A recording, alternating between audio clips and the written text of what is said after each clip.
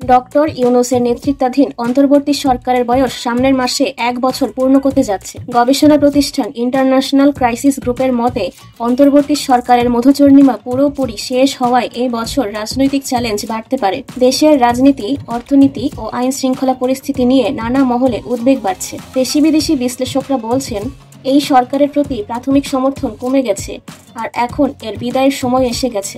গত বুধবার রাজধানীর একটি হোটেলে ডেমোক্রেসি ডায়াস বাংলাদেশের এক সেমিনারে সিপিডির সম্মাননীয় ফেলো ডক্টর দেবপ্রিয় ভট্টাচার্য মন্তব্য করেছেন, যতদিন এই সরকার থাকবে সংকট তত বাড়বে। সেনাবাহিনীও মনে করে দ্রুত রাজনৈতিক সরকারের হাতে ক্ষমতা হস্তান্তর প্রয়োজন। সেমিনারে জানানো হয়, ২৬টি দেশের অভিজ্ঞতায় দেখা গেছে স্বল্প সময়ের মধ্যেই নির্বাচন দিয়ে রাজনৈতিক স্থিতিশীলতা আনা সম্ভব। বাংলাদেশের ক্ষেত্রে এই সরকার সংস্কার সংলাপ চালালেও বাস্তবায়নে ব্যর্থ হয়েছে। বিনিয়োগ, মূল্যস্ফীতি ও জ্বালানি সংকটেও উন্নতি হয়নি। বিশেষজ্ঞরা মনে করেন, নির্বাচনের মাধ্যমেই দেশের উন্নয়ন স্থিতিশীলতা সম্ভব। সুপ্রিম কোর্টের জ্যেষ্ঠ আইনজীবী শাহদিন মালিক বলেন, শুরুতে আশাবাদ থাকলেও এখন হতাশা বাড়ছে।